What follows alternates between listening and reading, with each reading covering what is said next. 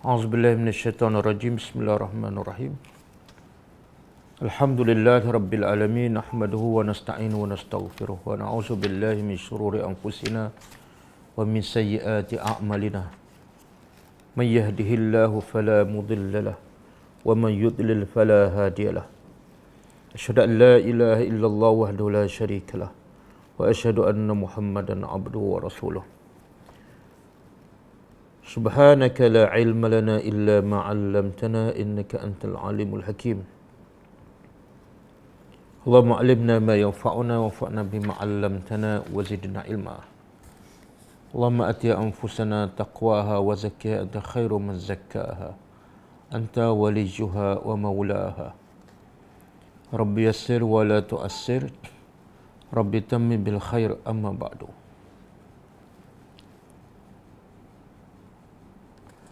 Okay, kita sambung pengajian sirah An-Nabawiyah.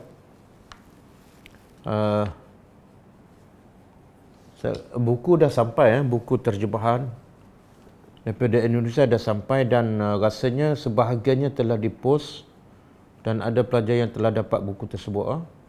Jadi yang belum dapat tu kita harap bersabar. InsyaAllah sudah dalam proses penghantaran. Mungkin insyaAllah minggu depan akan dapat semua. Itu bagi mereka yang telah bayarlah. Sebab bilangan buku yang kita order terhad. Hanya ada 119 sahaja. Adapun yang baki itu order baru kita akan order kali kedua daripada Indonesia. Dan ambil masa lebih kurang paling cepat pun 3 minggu insyaAllah. Okey, kita sambung tajuk kita. Peristiwa-peristiwa yang berlaku sebelum Nabi Muhammad dilantik sebagai Nabi dan Rasul.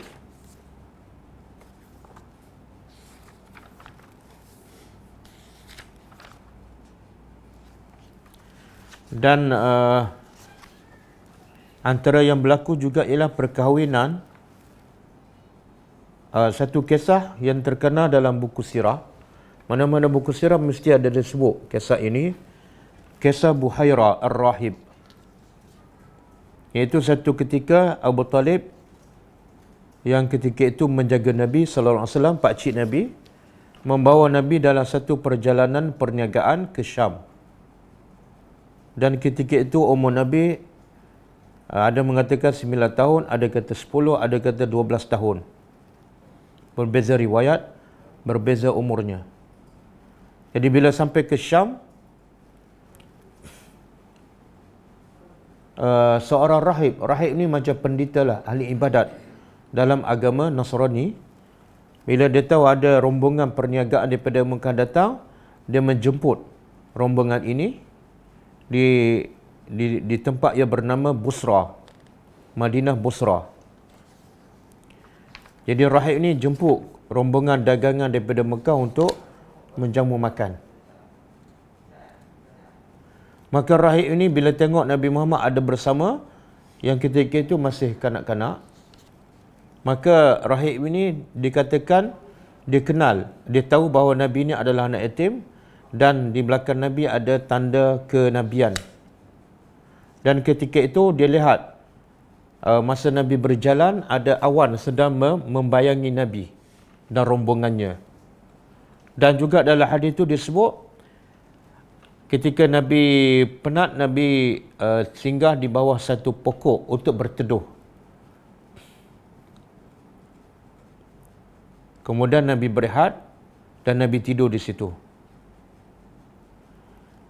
Dan kisah ini diakhiri dengan riwayat yang mengatakan rahib ini seorang pendeta ataupun ahli ibadat daripada agama Nasrani. Rahib ini memberi peringatan kepada Abu Talib, pakcik Nabi, bahawa jaga baik-baik Muhammad ni, dia adalah akan muncul sebagai seorang Nabi dan dia akan diperangi oleh orang Yahudi dan orang Rom. Jadi kata rahib ni kepada Abu Talib, jangan bawa budak ni pergi ke Rom sebab nanti dia akan dibunuh. Okey, lebih kurang kisah macam itulah. Dan ada satu riwayat lagi mengatakan bersama rombongan ni ada juga Abu Bakar dan Bilal. Maka sebab itulah, walaupun kisah ni masyhur dan semua ada dalam buku-buku sirah Nabi SAW, tapi kalau mengikut Imam Az-Zahabi, dia mengatakan kisah ini Saya sebut apa yang disebut oleh Imam Az-Zahabi. Wa ta'aqqabahu Az-Zahabi qailan azunnuhu mawdu'an wa ba'duhu batil. Aku ingat kisah ini adalah maudhu', palsu, dan sebahagiannya adalah batil. Berdasarkan riwayatnya, berdasarkan riwayat, sanad riwayatnya ada keaiban, dan juga matan cerita pun ada masalah. Assalamualaikum warahmatullahi wabarakatuh. Jadi walaupun kisah ni masyhur, bukan bermakna kisah yang masyhur itu adalah betul. Dan bukan bermakna kisah yang tidak masyhur adalah salah. Jadi apa saja yang betul bukan berdasarkan kemasyhurannya, tapi berdasarkan sanadnya yang sahih. Ada segi matan pula apa yang masalah dalam kisah ni, iaitu kata rahib ni dalam cerita hadis ni mengatakan bila Nabi sampai ke Syam, Nabi dibayangi oleh awan. Tapi dalam masa yang sama Nabi juga berteduh di bawah pokok untuk berteduh daripada kepanasan matahari. Jadi macam bercanggah. Kalau dah dilindungi oleh awan, tak perlu lagi berteduh di bawah pokok.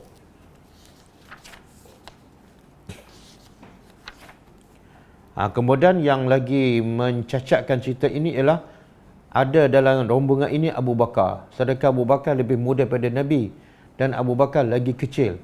Jadi satu benda yang susah untuk masuk akal, budak yang masih kecil dibawa bersama, dan Bilal pun dikatakan ada, sedangkan Bilal masa itu belum lahir. Wallahu a'lam.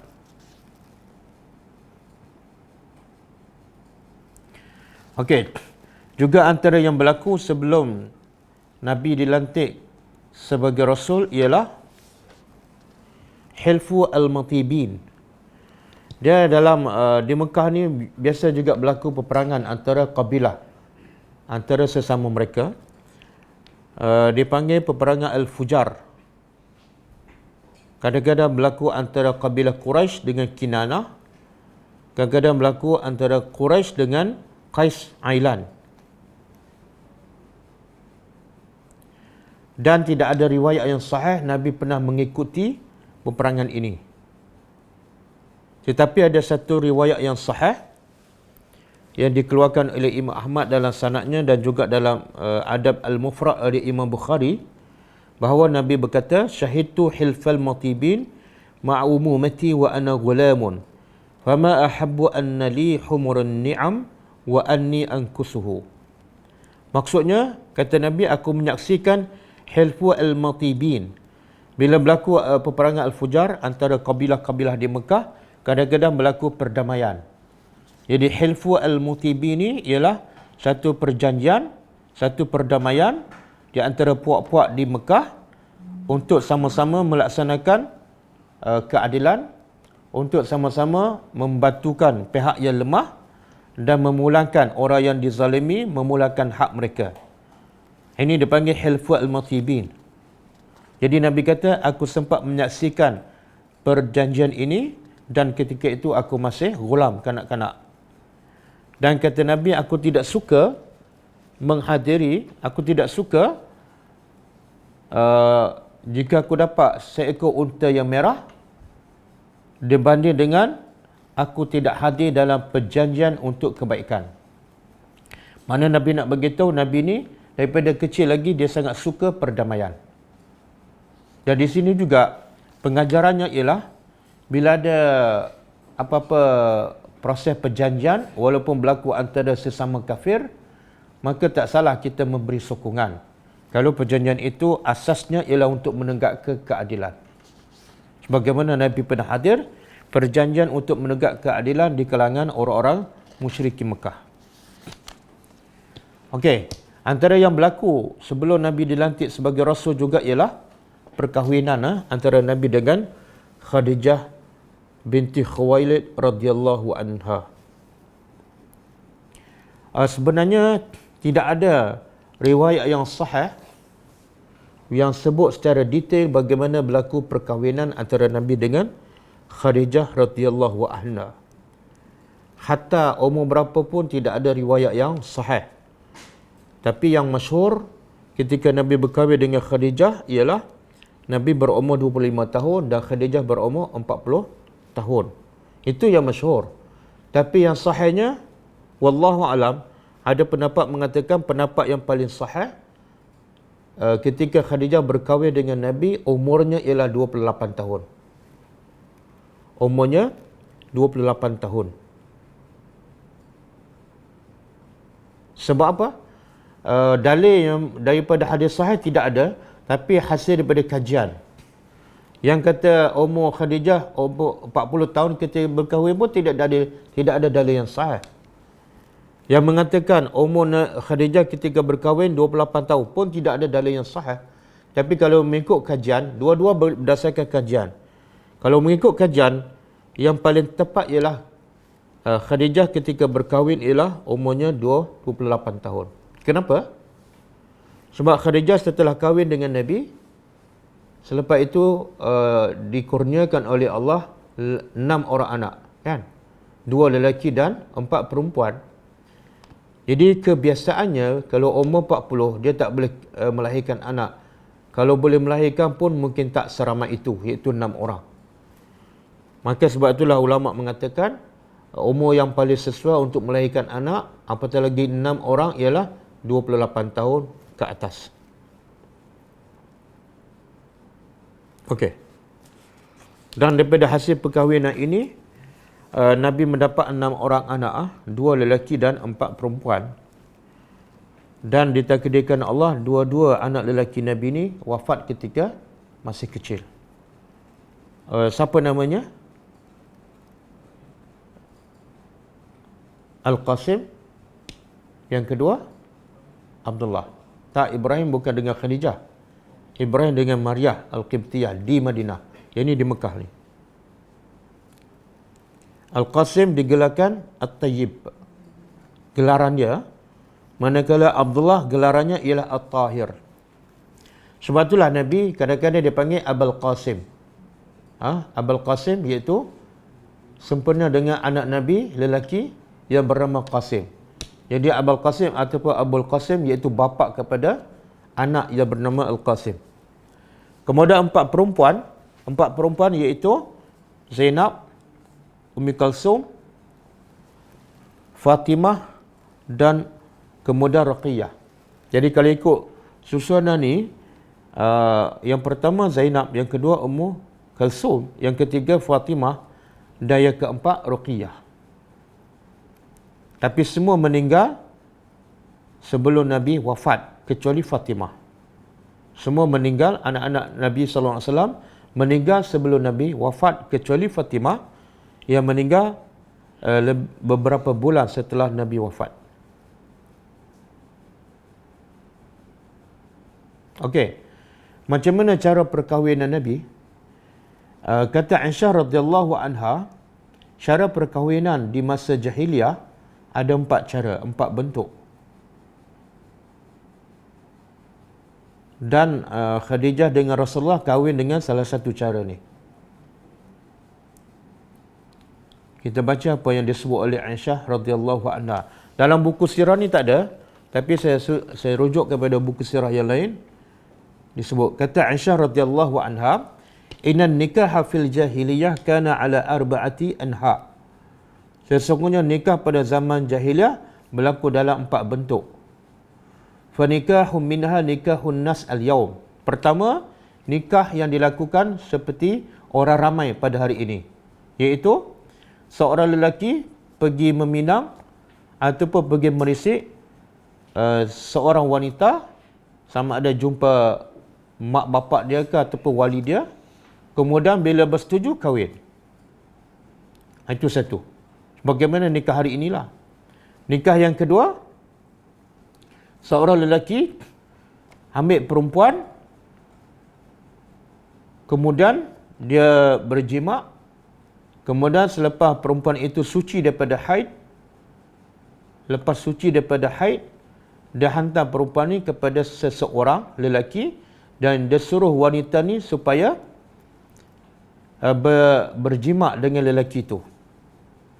Kemudian setelah dia berjima dan dia mengandung,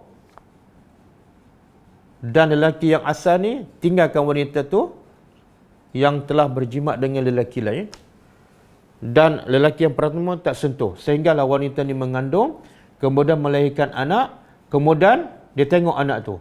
Kalau dia berkenan dengan anak tu, dia ambil mak kepada kanak-kanak ni sebagai isterinya. Boleh. Jadi tujuan perkahwinan yang kedua ni lebih kepada apa? Nak anak. Perkahwinan yang ketiga,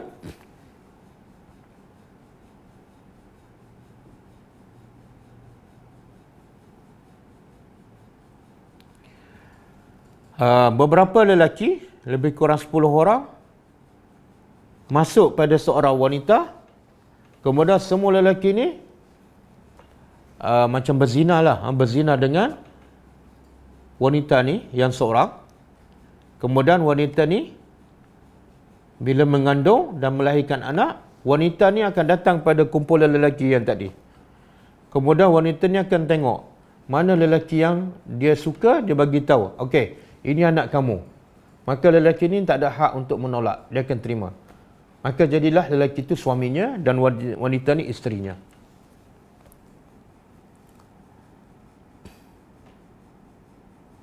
Perkahwinan jenis yang keempat ialah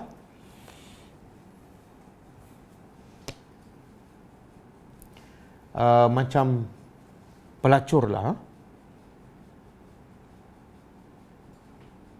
Orang ramai pergi tempat sarang pelacur. Di Mekah ni, nak bagi tahu masyarakat Mekah ni terlalu rosak akhlaknya. Salah satunya tempat pelacuran berlaku secara terbuka. Bahkan tempat pelacuran dia letak bendera sebagai tanda ini rumah ada pelacur. Siapa nak masuk, ahlan wa sahlan. Terbuka. Sekarang tak ada kan? Nak beritahu keadaan di Mekah sangat-sangat teruk. Sebab itulah kata ulama, tempat yang paling teruk, tempat yang paling rosak, tempat yang dah hancur akhlaknya, tempat itulah dihantar Nabi kita sallallahu alaihi wasallam. Jadi tempat yang paling jahat, paling rosak, perlu pada orang yang paling hebat. Jadi apa yang berlaku selepas zaman Nabi Muhammad, selepas jahiliah itu sebenarnya tak seteruk apa yang berlaku di zaman Nabi kita sallallahu alaihi wasallam.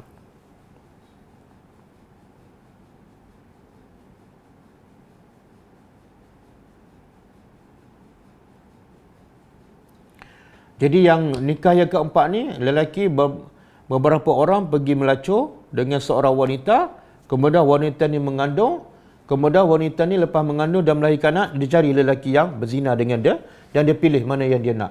Akhirnya lelaki itu menjadi suaminya. Itu empat bentuk jenis perkahwinan sebelum datangnya Islam. Dan Nabi berkahwin dengan Khadijah dengan perkahwinan yang jenis yang pertama. Dan bila datang Islam, Islam mengesahkan jenis perkahwinan yang pertama. Islam tak batalkan. Yang Islam batalkan yang 3 jenis yang tidak betul tu. Di sini juga pengajarannya, bila non-Muslim berkahwin dengan cara mereka lah, cara yang betul, walaupun mengikut agama mereka, kemudian dua-dua suami isteri itu masuk Islam. Bila dua-dua masuk Islam, dia tak perlu akad yang baru. Sebab perkahwinan mereka semasa ketika belum Islam, dia anggap sah. Tak perlu dia akad yang baru.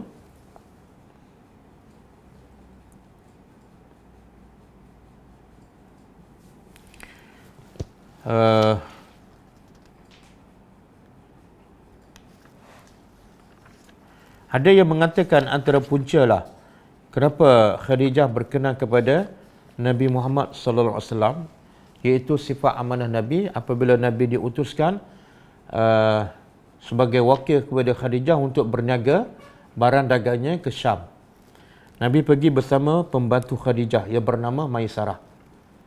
Bila balik, Maisarah bagi tahu sifat Nabi, akhlak Nabi, amanah Nabi. Maka lepas itu Khadijah bersetuju untuk kahwin dengan Nabi kita sallallahu alaihi wasallam. Okey, penceraian di masa jahiliah. Orang Mekah ni, orang musyrikin Mekah, dia nak kahwin dengan siapa bila-bila masa, tak ada peraturan. Begitu juga bila nak bercerai, nak rujuk balik. Cerai, rujuk balik. Kadang-kadang satu hari 2 kali cerai, 2 kali rujuk. Dia tidak ada had, tidak ada bilangan. Walam yakul lit-talaq indahum adadun muhaddad. Tidak ada bilangan talak, bilangan penceraian yang tertentu di kalangan orang-orang musyrikin. Kadang-kadang 10, kadang-kadang 20. Ikut suka dia aja. Dia nak cerai, cerai. Dia nak rojok, rojok. Berapa lama, berapa kali, ikut suka lelaki. Jadi akhirnya yang akan jadi mangsa ialah wanita. Maka bila datang Islam, Islam membela hak wanita. Islam mengatakan dalam Quran, at-talaqu marratani. Cerai itu adalah 2 kali sahaja. Maksud 2 kali ni ialah yang boleh rujuk. Bila cerai kali ketiga, tak boleh rujuk dah.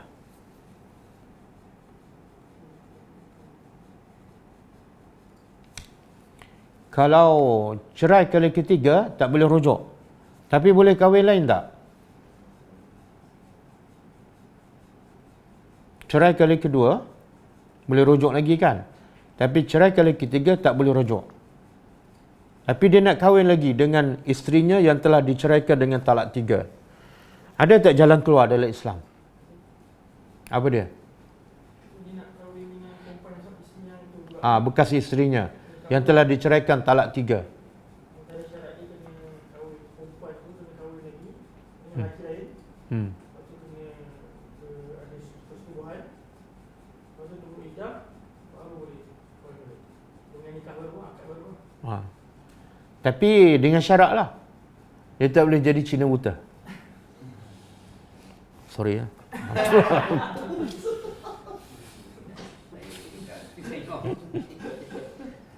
Dia tak boleh jadi Cina buta. Cina buta apa maksud? Mana bekas suami upah seseorang lelaki supaya kahwin dengan bekas isteri aku, tapi dengan syarat lepas kahwin cerai. Itu tak sah perkahwinan tu.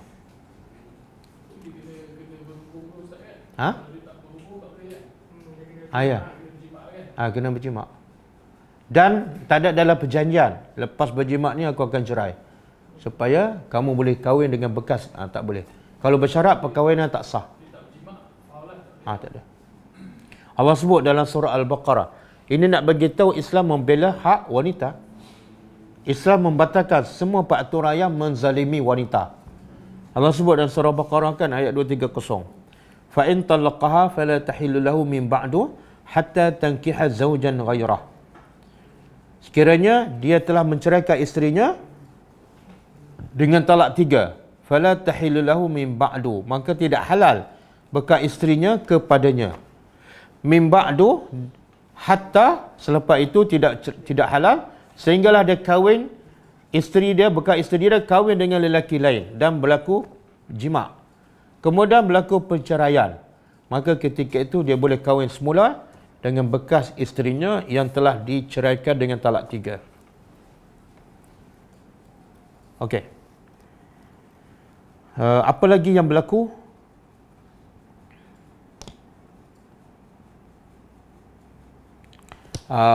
Keadaan pengetahuan orang-orang Arab Mekah tentang ilmu ataupun maklumat apa sahaja. Macam mana keadaan mereka? Lam yakun al-Arab ahlu kitab wa ilmin. Orang Mekah ni tidak ada kitab. Berbeza dengan orang Yahudi dan Nasara, mereka ada kitab, mereka ada ilmu. Tapi orang Mekah ni, orang musyrikin Mekah tidak ada kitab. Bila tidak ada kitab, tidak ada panduan, mereka kebiasaannya dalam kejahilan. Bahkan kebanyakan orang Mekah tak tahu menulis dan membaca, buta huruf. Allah sebut dalam surah Al-Jumu'ah kan, huwallazi ba'atha fil ummiyina rasula. Allah yang mengutuskan kepada kumpulan manusia yang ummiyin, yang buta huruf. Siapa? Orang Mekah. Seorang rasul. Jadi orang Mekah ni tak ada kitab, ilmu pun tak ada. Kebanyakan mereka tak tahu menulis, tak tahu membaca. Makna kejahilan mereka tu sangat teruk lah. Tapi kejahilan yang paling teruk inilah yang melahirkan satu generasi yang terbaik. Satu generasi yang tidak berlaku selepas itu. Tak mungkin berulang. Generasi khaira ummatin. Jadi khaira ummatin, generasi yang terbaik yang tak akan berulang, ialah lahir daripada siapa? Masyarakat yang asalnya tak ada ilmu, masyarakat yang asalnya tak tahu menulis dan membaca, tapi akhirnya lahir satu generasi yang terbaik yang menjadi contoh kepada manusia dulu, kini sampai kiamat. Jadi pengajarannya apa? Kadang-kadang buta huruf pun boleh dibentuk untuk menjadi manusia yang bertakwa. Kadang-kadang orang yang teruk sangat akhlaknya, tapi kalau kena cara pendidikan dan kena sumbernya, dia boleh menjadi manusia yang paling baik. Sebagaimana Nabi sebutkan, An-nasu ma'adin, kan? Manusia ni seumpama bahan galian. Bahan galian. Khiyarukum fil jahiliyah, khiyarukum fil Islam. Kalau yang terbaik di kalangan mereka masa jahiliyah. Baik ni maksud apa? Kadang-kadang tak tahu menulis tapi akhlak dia baik, cerdik, pintar. Orang Mekah ni tak tahu menulis kebanyakannya, tapi mereka cerdik, mereka pemurah. Tapi bila sifat yang baik ini masuk pada Islam, menjadi lagi terbaik. Tapi Nabi kata bersyarat. Khiyarukum fil jahiliyah, khiyarukum fil Islam iza faqihu. Jadi yang baik masa dia tak Islam, dia akan menjadi yang terbaik bila dia masuk Islam, tapi syarat. Apa dia? Iza faqihu, bila dia faham agama. Jadi asas untuk menjadi baik ialah bukan akademik cemerlang, bukan kaya, tak. Asas untuk menjadi baik ialah bila dia memahami agama. Sebagaimana Nabi sebut dalam hadis yang masyhur yang selalu kita dengarkan. Man yuridillahu bi khairan yufaqihu fid din. Siapa yang Allah nak dia seseorang tu jadi baik, maka Allah bukan bagi harta, Allah bukan bagi pangkat kedudukan, tapi Allah bagi kefahaman agama yang mendalam.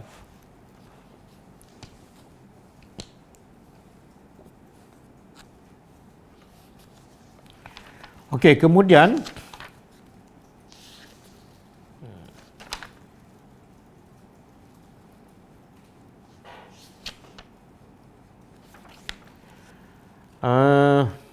satu lagi kisah yang disebut oleh penulis buku yang kita belajar ni, dalam buku bahasa Arab ni, muka surat 114. Yang bahasa Melayu saya tak tahu. Ada buku bahasa Melayu dia? Buku sirah ada? Ada. Ha. Tak, dah sampai dah. Ada kat sini tak? Oh, kat sini. Ha. Syakir bawa semua. Ya. Oh. Jadi yang buku saya bahasa Arab, muka surat 114. Yang terjemahan saya tak tahu muka surat berapa. Tajuknya ialah Siyanatullahi lahu qabla al-bi'sah. Penjagaan Allah kepada Nabi sebelum Nabi diutuskan. Mana Allah jaga Nabi ni bukan masa dilantik sebagai Rasul sahaja, tapi sebelum tu lagi Allah dah jaga. Rasanya saya dah sebut sikit kan, iaitu Allah jaga Nabi daripada kufur. Allah jaga Nabi sebelum dilantik sebagai Rasul, iaitu Nabi tidak pernah kufur, Nabi tak pernah sembah berhala, Nabi tak pernah makan sembelihan yang disembelih kerana berhala. Itu penjagaan Allah kepada Nabi sebelum dilantik sebagai Rasul, dan selepas dilantik sebagai Rasul lagi Allah jaga daripada kekufuran, daripada makan sembelihan orang kafir dan sebagainya.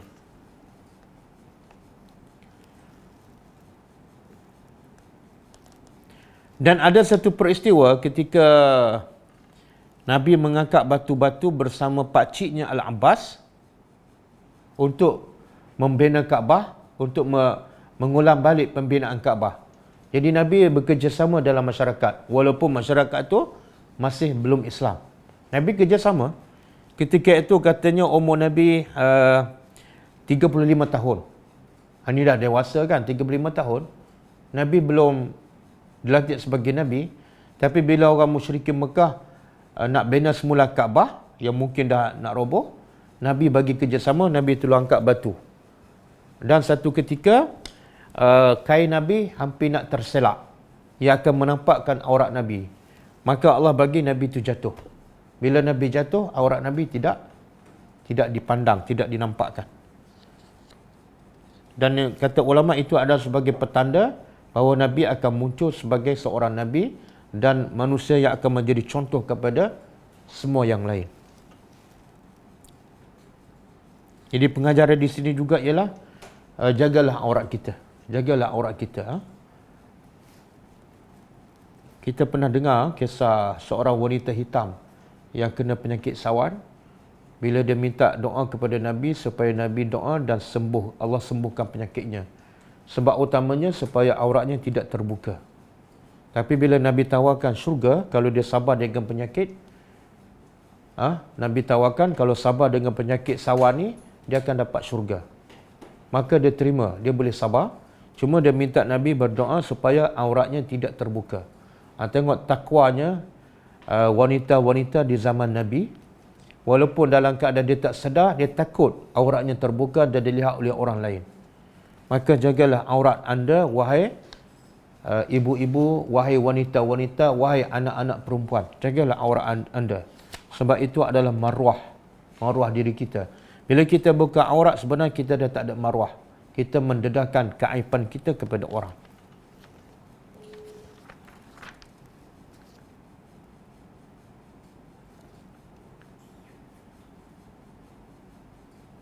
Okey.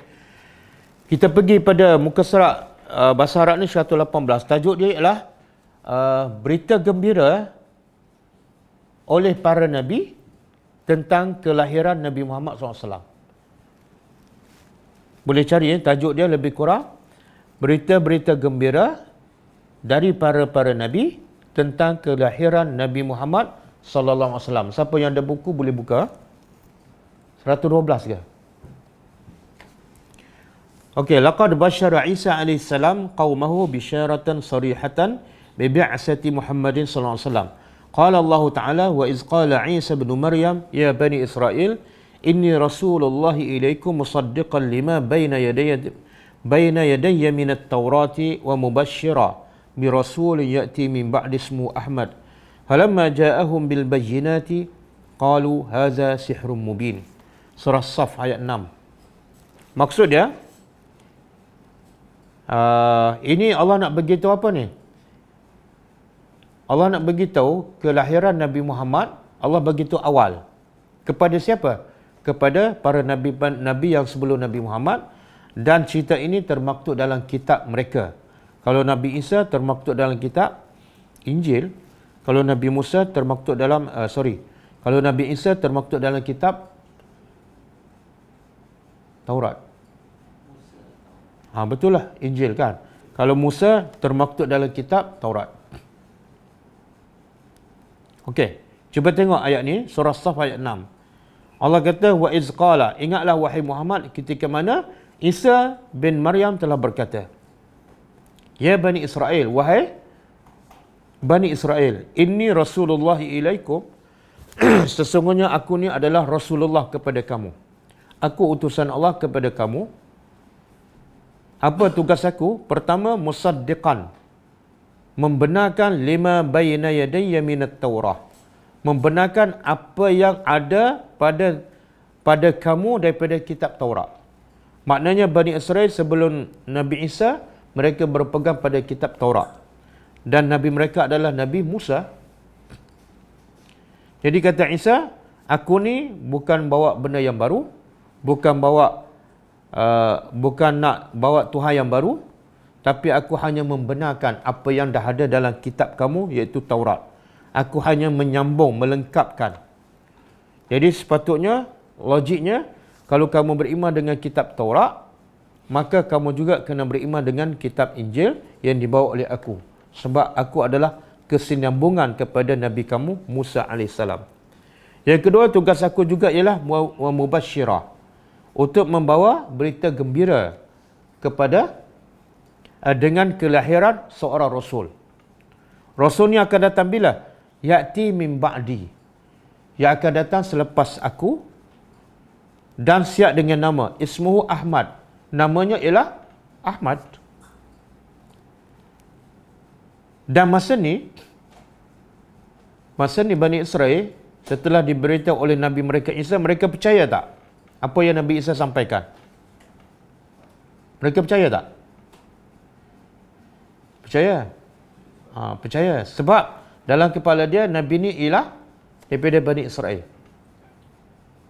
Dia percaya. Tetapi lepas tu Allah kata apa? Walamma ja'ahum, manakala telah datang kepada Bani Israel bil bayyinat. Nabi datang betul-betul, Nabi Muhammad datang betul-betul bil bayyinat, dengan bukti-bukti yang jelas. Mereka kata apa? Qalu haza sihrun mubin. Ini sebenarnya adalah sihir yang nyata. Jadi yang Nabi Muhammad bawa tu adalah sihir. Sebelum tu dia percaya. Okey. Jadi apa yang Allah nak beritahu dalam ayat ni? Apa yang Allah nak beritahu?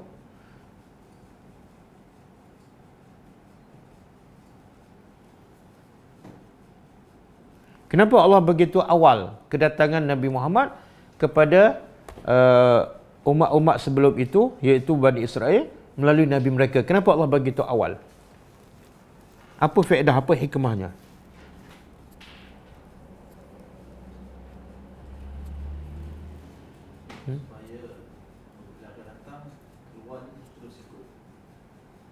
Keluar je, tapi tak ikut pun. Keluar je, lagi lawan. Apa hikmahnya? Bersedia untuk apa?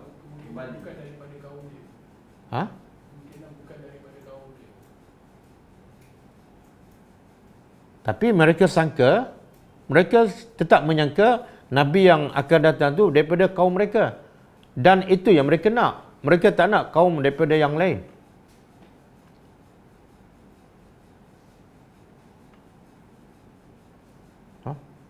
Apa hikmahnya? Mesti ada faedah kan? Kalau tak ada faedah, Allah tak beritahu lah. Allah cerita awal dalam kitab Taurat ada pasal Nabi Muhammad. Dalam kitab Injil pun ada. Kenapa? Apa faedah bagi tahu awal tu?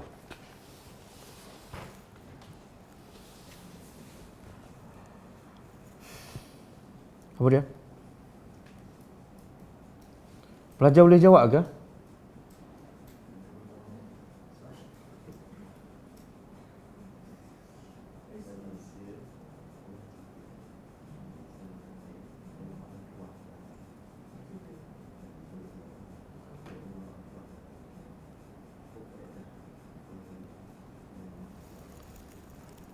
Okey, ada jawapan?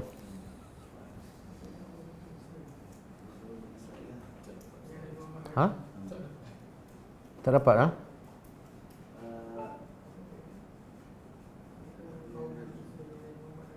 Kalau kita jauh daripada agama, kena pastikan kalau keluar orang ni tengok sama tak dengan dia punya syariat ni. Jadi apa hikmahnya? Faham soalan kan? Bila Allah begitu awal tentang kelahiran Nabi Muhammad kepada Bani Israel yang sebelum Nabi Muhammad lagi, melalui Nabi mereka sendiri dan melalui kitab yang mereka sendiri beriman, mesti ada hikmah, mesti ada tujuan. Jadi soalannya apa hikmah itu? Kita nak ambil pengajaran. Agar membenarkan kehadiran Nabi Muhammad. Tak. Allah sebut, bila datang jadi Nabi Muhammad, dia mengatakan ini sihir. Dia tak membenarkan. Sepatut dah bagi tu awal, ready untuk terima kan? Tapi tak, mereka tolak. Terang-terang mereka tolak. Bermakna mungkin mereka ingat lepas ni dah tak ada Nabi, dan mungkin akan peringatan kepada Allah bahawasanya akan lahirnya seorang Nabi yang akan memperjuangkan lagi Islam. Yalah apa hikmah? Tak, hikmah bagi tu awal.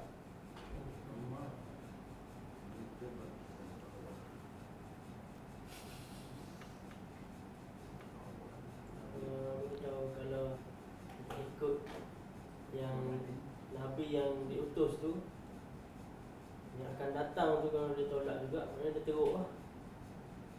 Teruk macam mana?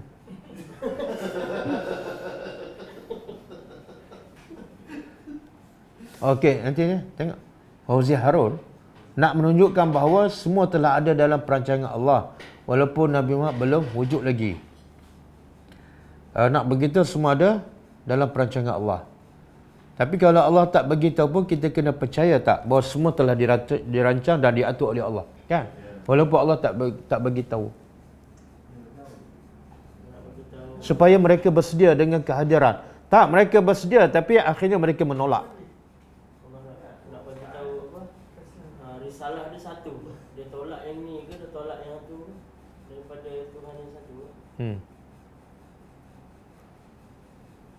Jadi hikmahnya?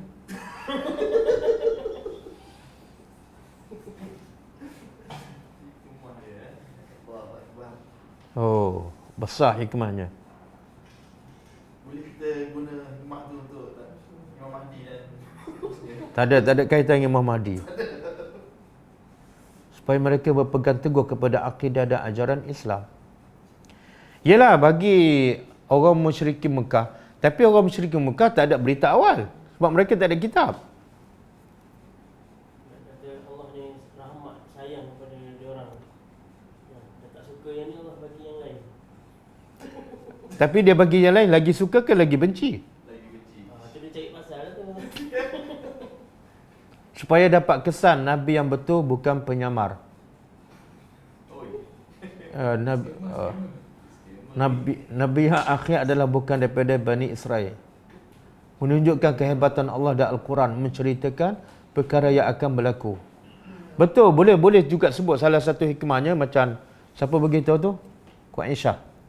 Menunjukkan kehebatan Allah dan Al-Quran, iaitu Allah cerita awal apa yang berlaku, bila betul-betul berlaku, mengesahkan lagi bahawa Allah tu, bila Allah cerita mesti betul, kan? Betul, itu salah satu hikmah. Tapi hikmah lebih besar daripada itu, saya rasa tak ada yang jawab yang saya nak jawapan tu. Subhanallah, sebenarnya inilah cara Allah nak menguji manusia. Kamu mengaku kamu beriman dengan Nabi Isa, kan? Kamu mengaku dengan mulut kamu beriman dengan kitab aku, kan? Sekarang aku nak test kamu. Betul tak kamu beriman dengan Nabi Musa? Betul tak kamu beriman dengan yang terkandung dalam kitab Taurat? Betul tak? Jadi Allah nak buktikan mereka sebenarnya munafik. Mereka sebenarnya penipu, iaitu Allah bagi hantar Rasul yang bukan bangsa mereka. Bila bukan Nabi daripada bangsa mereka, mereka tolak. Maknanya apa? Selama ni mereka beriman bukan kerana Allah, tapi sebab bangsa. Boleh faham? Allah nak bongkar. Jadi selama ni iman kamu bukan kerana Allah, tapi sebab fanatik kepada bangsa. Pengajaran untuk kita apa dia? Ramai tak mulut orang kita, kan? Saya beriman dengan Quran, kan? Hafal rukun iman, kan? Bila kita baca Quran, kita berkata amalan kamu salah. Mana boleh ustaz? Mulut cakap apa tadi? Beriman dengan Quran. Bila baca Quran, bila faham, Quran tegur amalan kamu. Tak boleh ustaz. Tak ada dalil pun mengatakan salah. Makna perangai apa tu? Sama dengan mulut kata beriman dengan Quran, tapi beriman dari hafazan, rukun iman. Isi belum. Itu cara Allah nak membongkar sifat munafik manusia. Mulut cakap lain, tapi hatinya sebenarnya tak. Sebab itulah salah satu hikmah Allah menukarkan kiblat.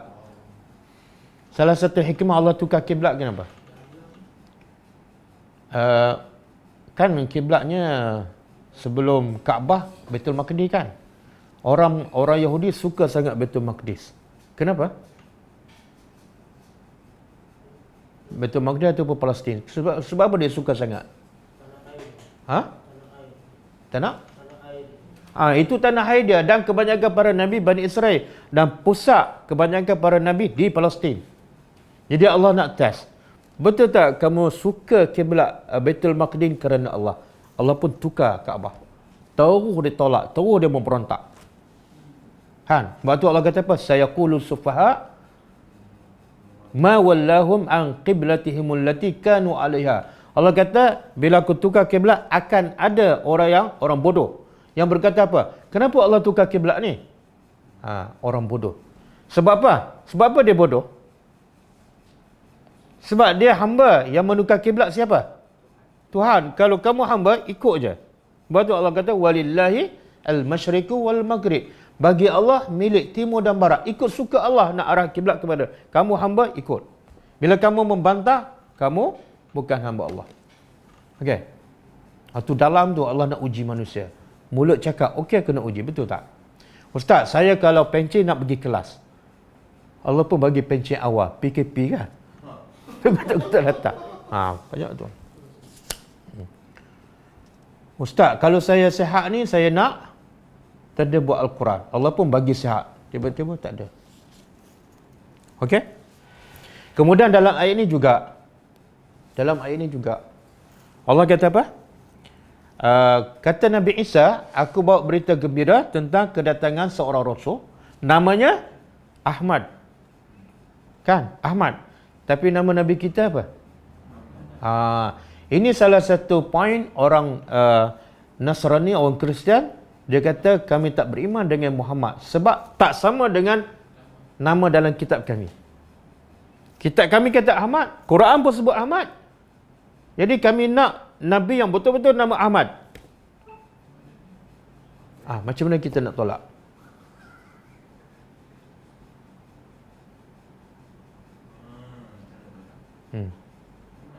Jangan ulang soalan, jawab soalan.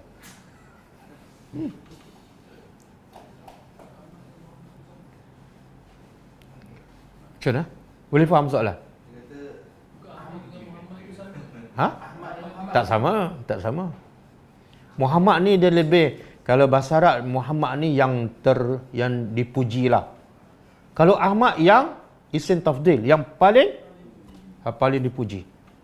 Macam af'al, ahsan, afdal, akbar, Ahmad.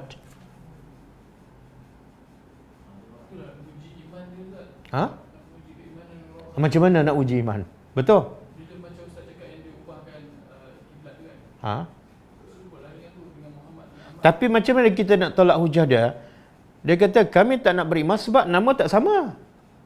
Kita kami sebut Ahmad. Jadi kami ada alasan.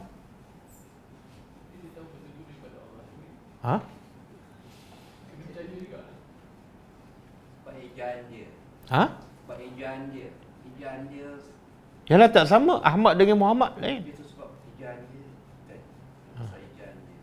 Okey, jawapan tak salah tapi tak betul. Ini jawapan ulama, bukan jawapan saya ni. Jawapan pertama, bukti Muhammad ni adalah sama dengan apa yang diberitahu oleh Nabi Isa dan sama dengan apa yang termaktub dalam kitab mereka. Buktinya bukan dalam perkataan Ahmad, tapi dalam perkataan Rasulun ya'ti min ba'di. Kata Isa, aku nak bagi tahu berita gembira, seorang rasul akan datang selepas aku. Okey? Ada tak selepas Nabi Isa rasul selain pada Muhammad? Ada tak? Tak ada. Kalau tak ada, betul lah yang Musa cakap, Muhammad tu. Sebab Muhammad saja yang datang selepas Isa. Satu. Yang kedua, kenapa Allah sebut Ahmad? Satu, Allah nak uji. Aku tukar nama sikit je. Tapi, betul dari segi apa? Yang datang selepas Isa, seorang ni je Nabi.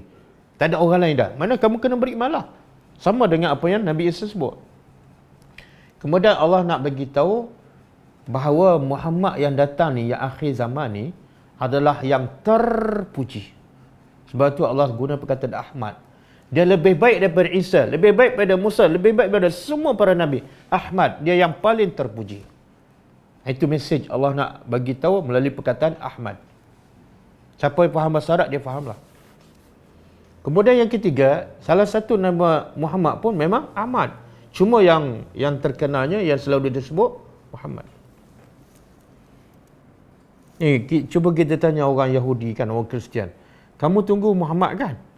Yang Muhammad ni kamu tunggu Ahmad kan? Nabi yang bernama Ahmad. Yang Muhammad sekarang kamu tak etar. Okey, kamu nak tunggu sampai bila? Tak ada. Seorang ni je. Maknanya yang Nabi Isa cakap betul lah. Yang datang selepas Isa. Satu-satunya Nabi datang selepas Isa, ini je. Dia adalah Muhammad dan dia juga adalah Ahmad. Dan yang paling besar Allah nak begitu, sikap orang Yahudi degil, keras kepala, cakap bohong. Mulut kata beriman, tapi bila datang sebenar tak beriman. Okey. Satu lagi, penulis ni sebut ayat muka surat, kalau buku bahasa Arab 119, berita gembira kedatangan Nabi Muhammad juga disebut dalam ayat dalam Al-Quran. Quran menceritakan kedatangan Nabi Muhammad ada disebut dalam kitab Taurat dan Injil, iaitu dalam surah Al-A'raf ayat 157. 157.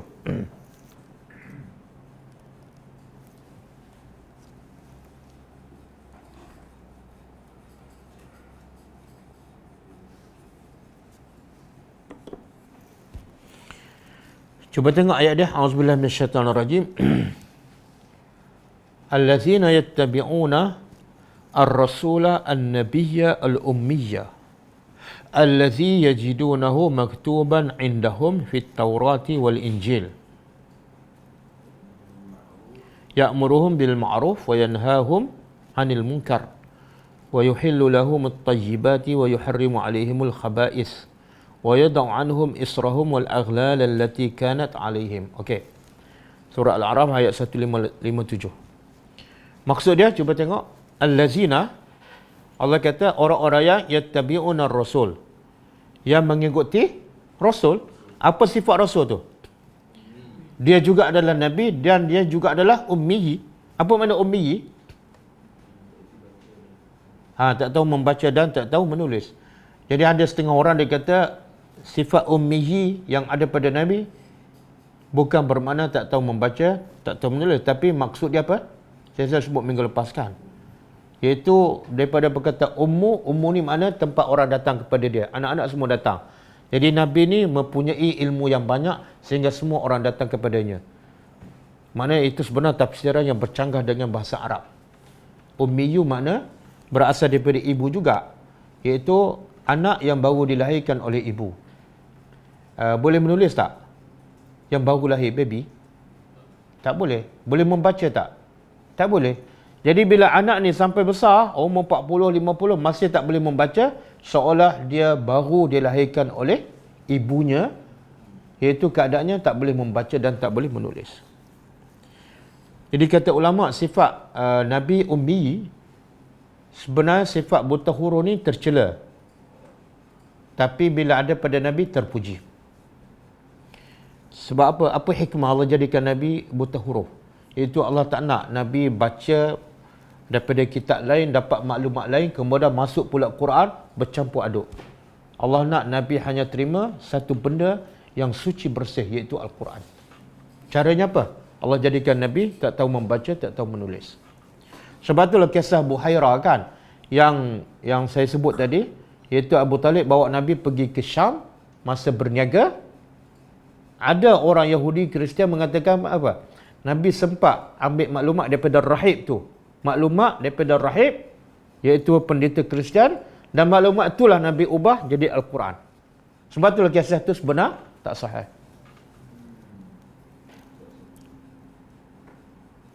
Okey, apa lagi sifat Nabi? Allazi yajidunahu maktuban. Sifat Nabi Ummi ni mereka dapati, mereka ni siapa? Yahudi dan Nasara. Maktuban mereka dapati memang termaktub di sisi mereka fit Taurah wal Injil. Ini ayat ni cukup jelas Allah beritahu. Cerita Nabi ada dalam Taurat dan Injil. Cukup jelas. Dan apa pula sifat Nabi yang Allah sebut dalam kitab Injil? Ya'muruhum bil ma'ruf. Sifat utama seorang Nabi apa dia? Ya Allah. Sifat utama seorang Nabi bukan solat, bukan puasa, bukan haji. Ya'muruhum bil ma'ruf wa yanhahum 'anil munkar. Boleh? Maksud apa tu? Tugas utama Nabi apa dia?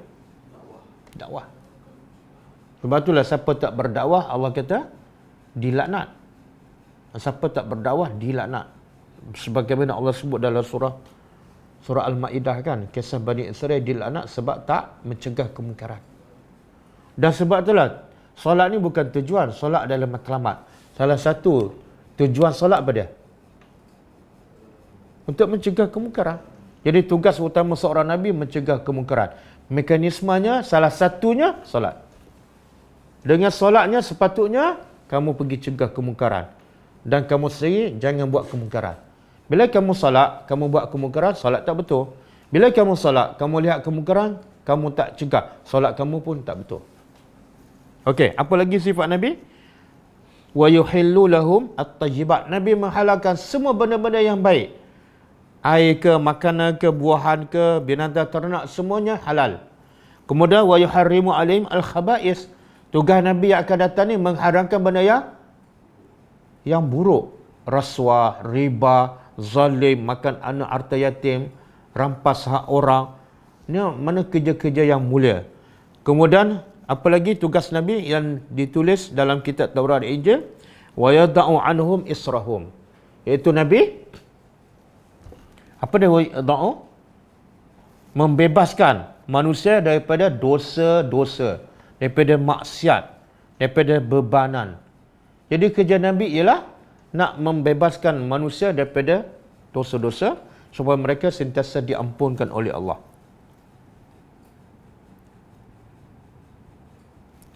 Jadi kata Ibn Taymiyah, berita-berita tentang ahli kitab ni sangat mengetahui tentang kelahiran, kemunculan Nabi Muhammad dengan sifat-sifatnya sekali disebut dalam kitab secara mutawatirah yang tak boleh dinafikan. Okey? Jadi orang yang menolak Nabi ni sebenarnya dia dah kenal tak Nabi? Ni orang Yahudi dan Nasara yang menolak Nabi, yang mengatakan Nabi ni sesat dan sebagainya. Sebelum mereka tolak dan sebelum Nabi lahir, mereka dah kenal tak Nabi? Tak, kenal mana sifat Nabi lah. Mereka dah tahu ke belum? Tahu. Mereka tahu kan Nabi ni bila mereka tahu awal, tiba-tiba mereka tolak juga menunjukkan apa? Degil. Bahkan Allah sebut dalam surah Al-Baqarah. Boleh buka? Sebagai penutup kita buka surah Al-Baqarah.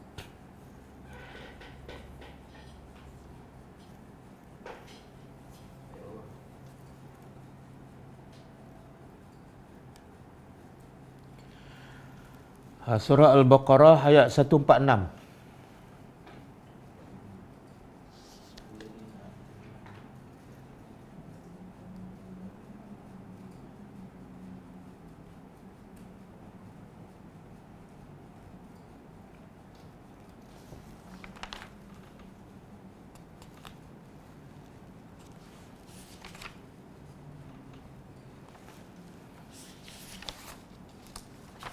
Okey, Allah kata apa? Allazina atainahumul kitab. Orang-orang yang kami beri pada mereka kitab. Begitu degilnya orang Yahudi dan Nasrani dah diberi kitab. Kemudian cerita pasal Nabi Muhammad Allah sebut detail dengan sifatnya apa semua kebaikannya, sehingga Allah kata apa? Ya'rifunahu kama ya'rifuna abna'ahum. Mereka kenal Muhammad tu, cerita pasal Muhammad sebagaimana mereka kenal anak-anak lelaki. Apa maksud tu? Dan kenapa sebut anak lelaki? Dia kalau sebut abna anak lelaki, kalau anak perempuan banat. Kalau umum aulad. Kalau sebut aulad lelaki dan perempuan. Kalau sebut abna anak lelaki saja. Kenapa Allah buat contoh? Orang-orang yang Yahudi dan Nasara yang diberi kitab, mereka dah tahu cerita Muhammad dengan sifat-sifatnya melalui kitab mereka, sehingga mereka betul-betul beriman dan mereka kenal cerita Nabi itu seperti mereka kenal anak mereka, anak lelaki. Kenapa tu?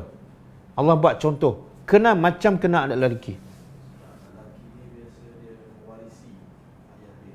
Biasa mak bapak atau membapak lah, dia lebih suka anak lelaki ke anak perempuan?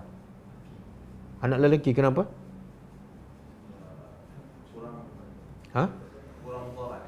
Kurang mudarat. Tapi banyak perasuah lelaki. Tak, dia kalau bapak lah, dia lebih suka pada anak lelaki sebab anak lelaki yang akan mengekalkan zuriatnya. Anak lelaki akan mengekalkan nama dia, betul tak? Anak perempuan, kalau kahwin dengan orang, ada tak nama dia lagi? Tak ada dah. Jadi orang Yahudi ke Nasara ke orang musyrikin, dia lebih kenal, lebih rapat anak lelaki. Jadi Allah nak begitu, betapa berimannya mereka pada Muhammad, betapa percayanya pada Muhammad, macam mereka percaya pada anak lelaki. Sampai tahap tu. Tapi bila betul-betul datang, mereka tak beriman. Itu menunjukkan kedegilan mereka. benda mereka dah beriman pada awal, tiba-tiba tak beriman. Itu menunjukkan degil. Okey. Cukup kita berhenti setakat tajuk yang seterusnya, bisyarat ulama ahli kitab binubuwwatihi. Berita gembira tentang kenabian Muhammad oleh ahli kitab sendiri. Tadi disebut dalam kitab-kitab oleh para nabi. Yang ni ahli kitab sendiri membawa berita gembira bahawa kedatangan Nabi Muhammad adalah benar. Iaitu sebelum datanglah. Kita sambung tajuk tu akan datang insya-Allah. Okey, ada soalan ke? Soalan luas sikit. Anak lelaki tadi dia kahwin, isteri dia contohnya lelaki dia lakap dia lah. Lakap ni ke apa. Boleh tak si isteri ni diberi lakap yang si suami? Contoh macam mana? Penurunan lah. Contoh dia seorang Arab lah, kan? Seorang Arab lah, Abdul Rahman Al-Ghamidi. Untuk isteri dia kan guna Al-Ghamidi juga, sedangkan isteri dia pada Tak boleh. Tak boleh sebab lakab yang biasa digunakan oleh orang Arab tu berdasarkan keturunan orang tu lah. Kalau suami keturunan Al-Ghamidi, dia boleh guna lakab tu. Tapi kalau isteri keturunan Zahrani kan, dia tak boleh. Bila dia guna, dia keturunan Zahrani, tapi guna Al-Ghamidi dah bercampur aduk dengan nasab keturunan. Tak boleh. Itu mengambil hak orang lah. Kecuali isteri juga keturunan Al-Ghamidi. Kalau saya Kelantan kan, tiba-tiba saya kata Abdul Mu'in Al-Selanggonyi kan, sudah boleh. Jelutungi. Tak boleh. Bukan keturunan kita.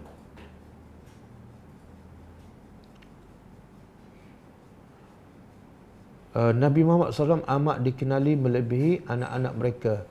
Mengapa mereka masih dalam kejahilan sedangkan mereka sudah faham dengan sifat-sifat Nabi daripada kitab Taurat dan Injil? Adakah mereka tidak faham seperti kita tidak faham? Tak, sebenarnya itulah Allah nak uji mereka. Yang mereka faham kitab Injil itu sebenar. Adakah faham dan mereka amalkan kerana Allah, ataupun mereka faham sebab sesuai dengan selera mereka. Sebab kebetulan Nabi itu adalah daripada bangsa mereka. Jadi Allah nak test. Maka di akhir zaman Allah bagi Nabi yang bukan bangsa mereka. Bila terbukti mereka tolak Nabi Muhammad, maka terbuktilah bahawa iman mereka selama ini, kefahaman mereka selama ini adalah bukan kerana Allah, tapi berdasarkan fanatik bangsa. Jadi samalah orang Melayu kan. Kadang-kadang bila kita cerita sunnah Nabi, dia beramal dengan amalan orang Melayu. Dan mulut dia mengatakan cerita Nabi Muhammad, sambut maulid Nabi. Bila kita kata ini amalan Melayu, ini sunnah Nabi, dia tak boleh tinggal amalan Melayu. Menunjukkan yang dia buat selama ni bukan kerana Allah, tapi kerana nilai-nilai kemelayuan. Dan pengajar untuk kita lah. Bukan semua orang baca Quran dia beriman dengan isi kandungan Al-Quran. Kadang-kadang dia baca Quran sebab nak pahala, sebab nak khatam, sebab orang baca, dia pun baca. Tak. Wallahu alam. Apakah hikmah anak-anak lelaki Nabi Muhammad meninggal? Hikmahnya ini disebut oleh ulama lah, tidak ada hadis, supaya tidak jadi masalah. Sebab ada setengah orang ni bila anak lelaki ada dan bapa dia pemimpin ke, bapa dia ketua, biasanya anak tu akan mewarisi kepimpinan bapa.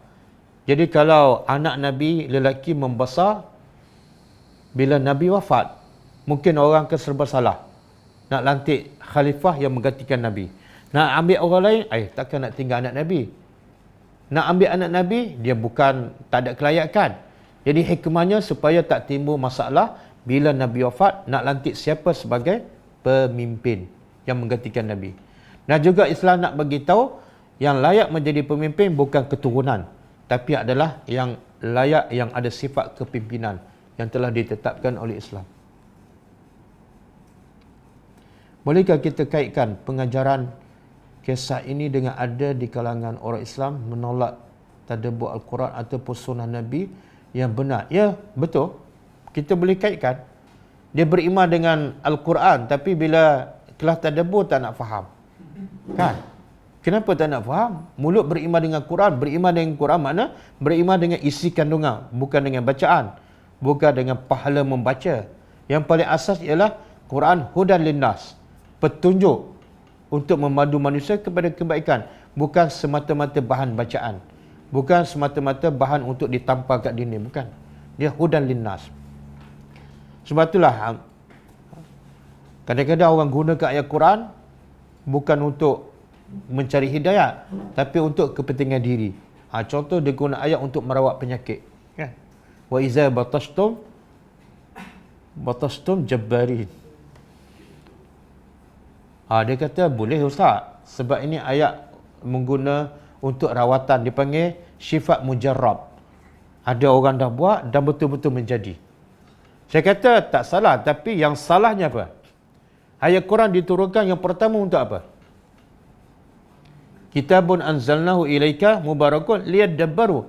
Kitab ini kami turun supaya mereka tadabbur, bukan guna untuk sifat. Sifat yang kedua. Tadabbur dulu, faham dulu maksud ayat. Kemudian waliyatazakkara, kemudian ambil pengajaran daripada ayat itu. Apa patut aku buat daripada ayat ni? Apa perintah, apa larangan? Lepas tu gunalah untuk sifat. Apa maksud wa iza batastum jabbarin? Itu saya tak tahu. Ustaz begitu untuk ubat lutut je. Itu yang salah. Jadi ayat tu maksud apa? Bila kamu, Allah nak mencela kaum, saya lupa kaum Samud ataupun kaum Ad. Allah nak mencela. Kamu ni bila buat zalim pada orang, bila pukul orang, batas tu makna pukul, maka kamu pukul seperti jabbarin, orang yang paling ganas. Jadi Allah nak mencela orang yang jahat melalui ayat tu. Tiba-tiba kita guna ayat untuk pukul lutut. Ada kaitan tak? Tak ada kaitan langsung.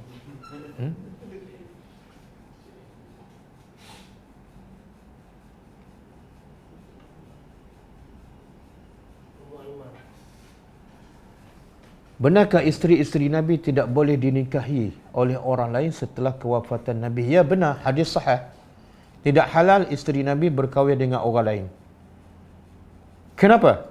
Pertama, sebab isteri Nabi yang kat dunia akan kekal isteri Nabi sampai ke syurga.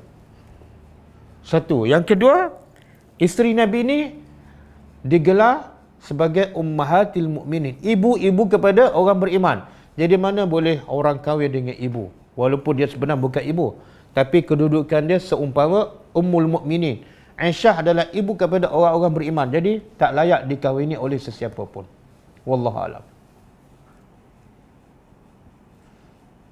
Nabi Muhammad mana lagi? Mana? Dah, itu dah jawab tu. Tu zikir duduk. Zikir duduk antara dua sujud boleh tak dibaca lebih daripada sekali? Zikir duduk antara dua sujud. Tak boleh. Bukan sunnah Nabi. Sunnah Nabi hanya baca sekali saja. Ada Rabbi Firli ya. Itu satu zikir tu. Rabbi Firli. Itu memang dua kali, tapi dikira satu zikir. Dan ada Rabbi Firli warhamni, tapi ada yang mengatakan 5, ada yang 7, tapi wa'fu anni tidak ada. Wa'fu anni tu kalau kita baca tu rasanya semuanya 8 kan. Last sekali wa'fu anni. Sebenarnya wa'fu anni tidak ada dalam hadis yang sahih. Tapi kata ulama, sebab dia semata-mata doa, kalau kita nak baca boleh. Cuma jangan kita rasa itu adalah daripada Nabi SAW. Lain putus-putus sebab hujan. Betul-betul ke kat sana je? Doa iftitah mesti baca pada setiap solat fardu dan sunat. Ya, bukan mesti tapi disunatkan. Doa iftitah hukumnya sunat. Jadi sunat baca ketika solat fardu dan sunat juga baca ketika solat sunat. Sunnah Nabi. Ustaz tadi kata siapa yang tak berdakwah akan dilaknat. Boleh Ustaz jelaskan sedangkan tak pandai? Tak. Yang ayat yang Allah laknat tak mencegah kemungkaran. Dakwah ni umum. Dia mencegah kemungkaran tu lebih spesifik lah. Dakwah ni kadang-kadang kita bantu orang untuk berdakwah. Kita tak cakap apa-apa pun. Kita juga pendakwah. Kita sponsor orang kan. Kadang-kadang kita ajak orang pergi solat. Sepatah aja, itu pun dakwah. Kadang-kadang kita tunjuk orang supaya pergi kelas. Itu pun dakwah. Ada seorang student saya yang online. Dia beritahu pada kawan dia bagi link kelas tadabbur. Dan semalam dia beritahu kawan dia dah ikut dah. Dia seronok. Itu dakwah lah. Walaupun dia tak cakap apa-apa, dia bagi link je. Menyebabkan orang tu ikut kelas dan faham agama. Itu juga adalah dakwah. Jadi dakwah wajib. Dan wajib mengikut kemampuan kita berdasarkan apa yang kita adalah. Sama ada ilmu, tenaga, wang ringgit dan sebagainya.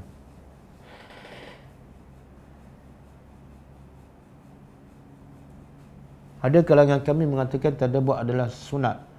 Fardu ain. Fardu ain lebih penting. Apa dia fardu ain? Ha?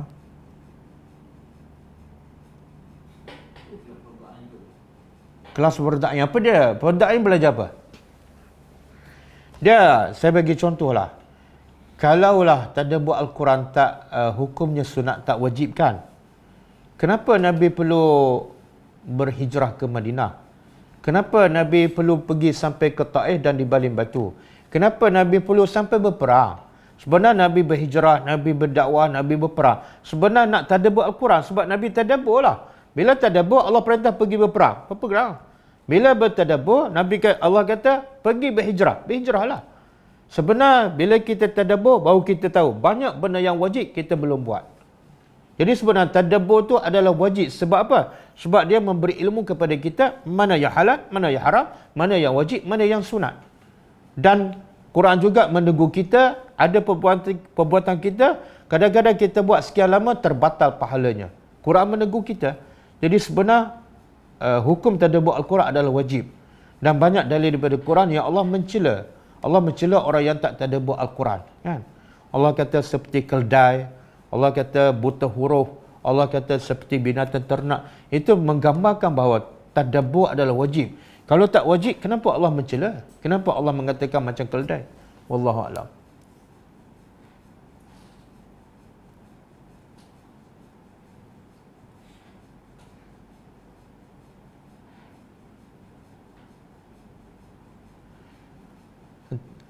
Macam mana kita terangkan kepada orang yang beramal dengan ayat Al-Quran semata-mata untuk sembuh penyakit dan sebagainya. Dan sebenarnya bila kita amal Al-Quran untuk merawat penyakit dalam keadaan kita tak faham dan tiba-tiba sembuh, bukan membuktikan benda tu betul. Banyak orang sihirkan, otak bomoh kadang-kadang jampi, sembuh pun. Adakah bukti itu yang dia bomoh tu betul? Adakah menunjukkan jampi itu betul? Tak. Tak. Boleh tak kita guna ayat untuk merawat penyakit fizikal? Jawapannya boleh. Cuma saya tekankan pada yang pertama pada sebelum guna ayat untuk merawat, faham dulu maksud ayat, ambil pengajaran, laksanakan perintah Allah, kemudian insya-Allah bila kita ikut perintah Allah, semua masalah akan selesai. Termasuklah penyakit fizikal.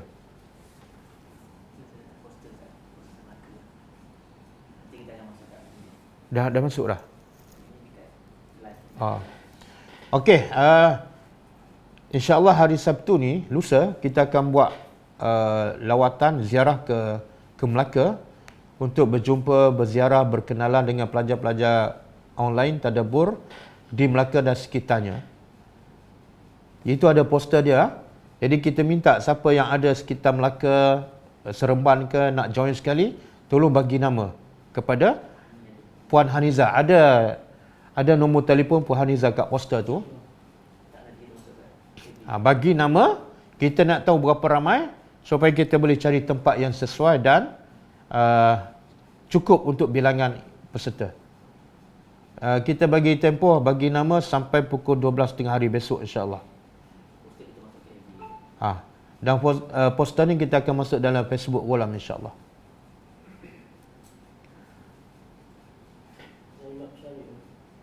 Adakah Ali berkahwin juga dengan anak perempuan Abu Lahab setelah Fatimah? Tak jadi kahwin.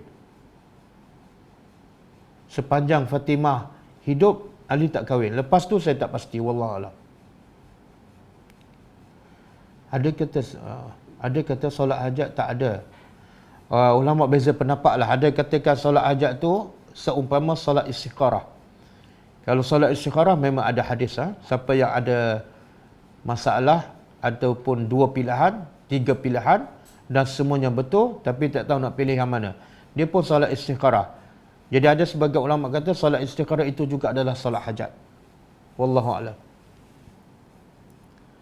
Kebanyakan orang tak nak belajar tadabbur. Kalau ada tadabbur, nak susah nak mengikuti. Jadi banyak benda tak tahu. Ada pun tadabbur dalam TV Hijrah orang tak tonton dan hayati. Lebih banyak tengok hiburan. Tak ada soalan pun. Pada waktu Isra dan Mi'raj, bagaimana Nabi SAW naik ke langit? Adakah dengan burak? Ya, dengan binatang yang dinamakan burak. Dengan binatang yang dinamakan burak, disebut dalam hadis. Bagaimana dengan amalan ratib? Oh Allah, soalan ni dah berulang kali. Boleh cek balik video yang lepas.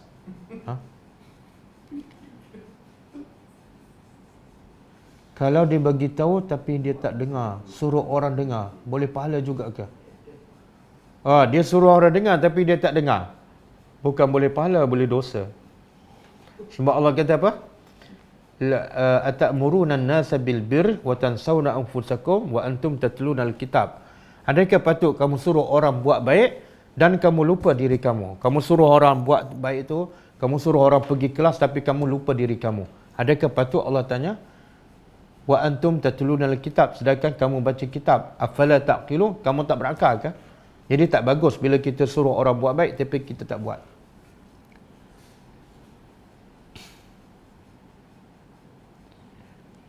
Kamaruddin Zubin, Ustaz ada jawab dalam macam mana nak dapat recording kelas? Boleh masuk dalam grup Telegram, grup Telegram Tadabbur Live. Ataupun cari dalam YouTube channel Ghulam Ad-Da'wah.